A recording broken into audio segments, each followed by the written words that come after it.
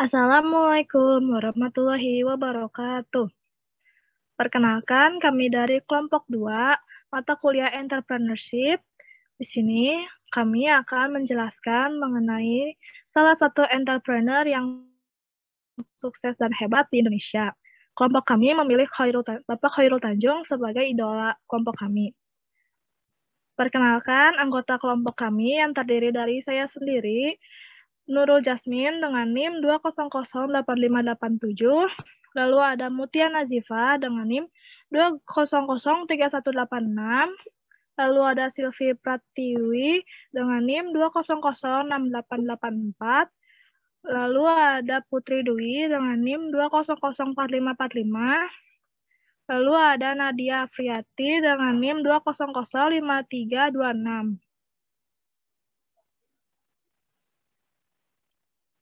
Bapak Khairul Tanjung memiliki latar belakang keluarga sangat berbeda dengan yang tampak saat ini. Lelaki yang lahir di Jakarta pada tanggal 16 Juni tahun 1962 ini merupakan anak dari pasangan Abdul Ghaffar Tanjung dan Halimah. Ia lahir dengan 6 bersaudara. Lalu setelah menginjak dewasa, ia menikah dengan Anita Ratnasari Tanjung, kemudian dikaruniai 2 orang anak bernama Putri Indasari Tanjung dan Rahmat Dwi Putra Tanjung. Baik, di sini ada family background atau latar belakang dari keluarganya. Beliau lahir dari keluarga yang kurang mampu, di mana ayahnya hanya seorang wartawan pada masa Orde Lama yang kantornya terpaksa diberhentikan operasinya karena bertentangan dengan ideologi pemerintahan pada masa Orde Baru. Nah, karena kondisi keuangan tersebut sampai-sampai keluarganya menjual rumahnya dan tinggal di suatu losmen kecil yang sempit.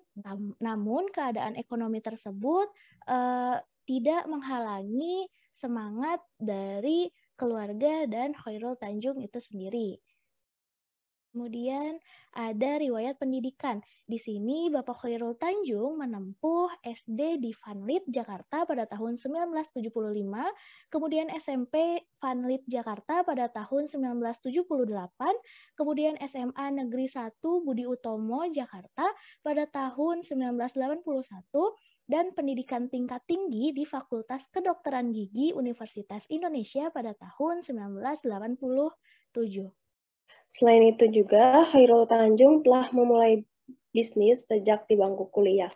Awalnya ia berjualan untuk membiayai kuliahnya, mulai dari jualan buku kuliah hingga berjualan kaos dan membuka jasa fotokopi.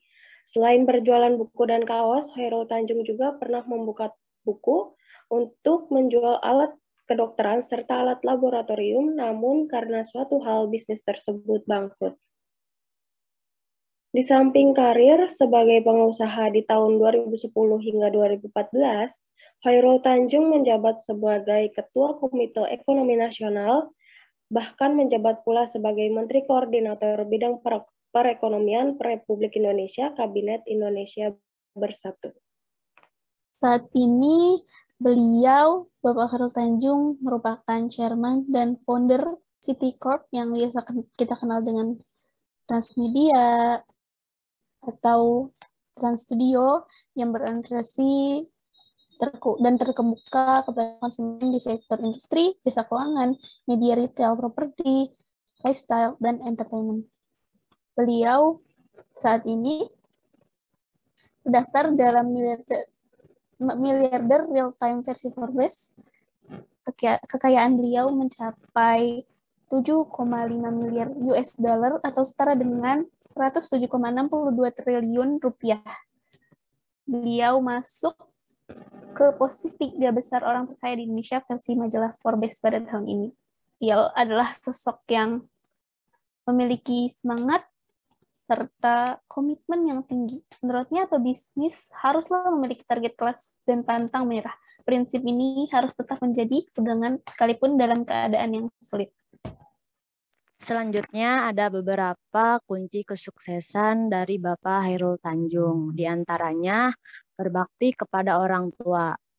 Kata pepatah, ridho Allah terletak pada ridho orang tua. Kemudian kepercayaan dan amanah, bekerja keras lebih banyak, kemauan yang kuat, mulai dari sesuatu yang kecil melalui sebuah proses, karena proses tidak akan mengkhianati hasil. Berteman dengan orang yang baik, fokus pada solusi pendidikan, pantang menyerah. Pantang menyerah adalah salah satu kunci kesuksesan Bapak Hairul Tanjung yang menjadikan beliau menjadi seperti sekarang ini. Dan yang terakhir ada the winner take all. Sukses adalah hak semua orang. Sekian, terima kasih. Saya kembalikan kepada moderator. Sekian presentasi dari kelompok kami. Mohon maaf apabila ada kesalahan atau tutur kata. Wassalamualaikum warahmatullahi wabarakatuh.